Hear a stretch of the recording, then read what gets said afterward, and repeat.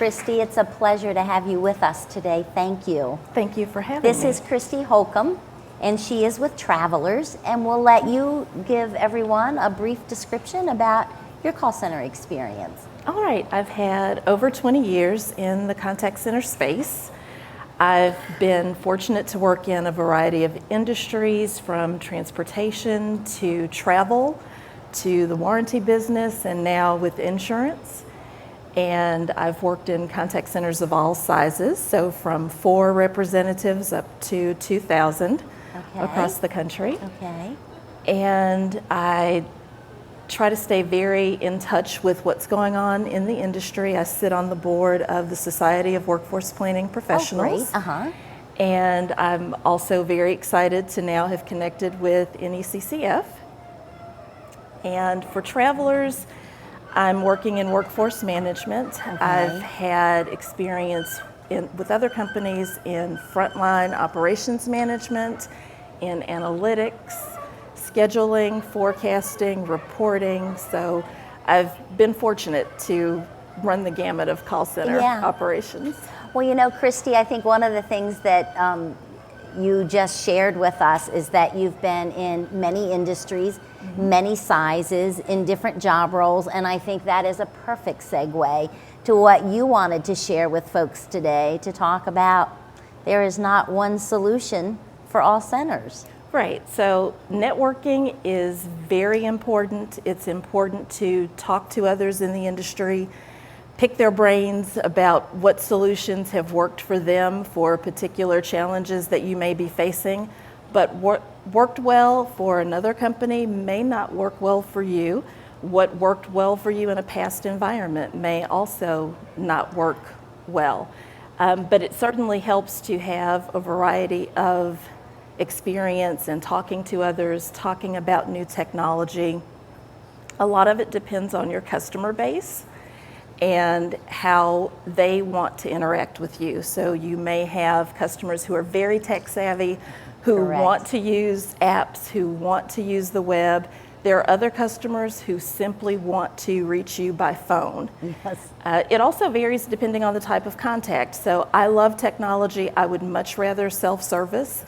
But if I have a complex situation, I want to be able to reach a person. Yes. So I want to be able to chat, or I want to opt out to a representative. And it's important for contact centers to understand their customers and what their customers' needs are, and all the different reasons why a customer may want to contact them, and then what the best channel is for those types of contacts. Right. Well, and I think that that's important today, especially as I believe we have 40 plus vendors here today. Yes. And I think that's important because it really isn't one solution fits all. And it's great in these environments to learn that information and to talk with other people, but then really sit down and understand our businesses, and as you certainly say, our customers, so we can figure out what then works in our environment. Yes, and one example from a scheduling perspective, since I'm in workforce management now, part-time shifts work great to fill in your gaps and help you meet that customer demand curve without too much excess staffing, without too much additional cost. But in some environments, part-time staff simply does not work. If you have a very long training horizon, if you have a 12-week training class, you are not likely going to want to expand that to 24 weeks to accommodate part-time workers. But you may have workers who are willing to work a slant shift or non-traditional shift, where they work 4 9-hour days and 1 4-hour day, so that 4-hour day simulates part-time for you. Mm-hmm. That's great. Well, and I think one of the things that you talked with me about earlier was to really kind of understand your environment, and something that you said that has really stuck with me, and that is know the unintended circumstances and consequences to the decisions that you may make within your environments. I would think that there are lots of unintended circumstances in workforce management. Absolutely. So a key metric in most call centers is average handle time. And I have been exposed to folks who say, well, you have to keep your wrap up low, keep the wrap up low. Well, that can have an unintended consequence of causing reps to keep customers on the phone longer than they need to. So they elongate the call so that when they're done with the call, they can move on to the next call.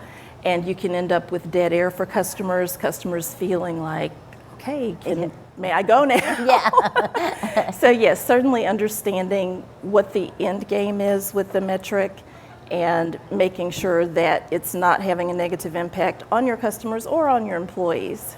We so often hear you get what you measure. Yes. Yeah, and that does happen. Absolutely, and it's key to make sure that when you're setting metrics, that those metrics tie to your overall corporate goals, and that each person understands how their piece of work ties back to that overall goal. So we measure service level, but an agent can't always see how do I contribute to service level. So looking at schedule adherence, and if I follow my schedule, then I'm present for the customer. If I keep my handle time in line, I'm here for the customer. And that tying up to the overall service level objective. Well, that's great. Any other insights that you have found between small centers, large centers, and your workforce management experience? What's making such a big difference in those environments? Because small centers really are unique. Small centers are unique. They do have challenges that larger centers do don't not have. Correct. You tend to have lower occupancy in those centers, so finding ways to keep folks occupied and utilize that downtime between calls, finding offline work that you can funnel into those centers to take advantage of that excess capacity is critical. Larger centers have challenges of their own. There's more people. You may have a wider variety of challenges. You may have centers across different geographical areas that have different unique needs. You may have different regulatory requirements across different departments. So you certainly, it can definitely be different. Yes. Yes.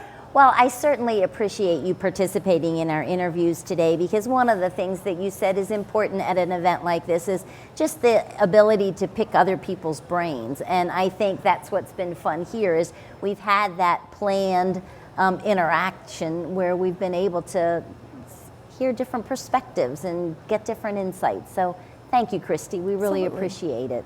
Thank you.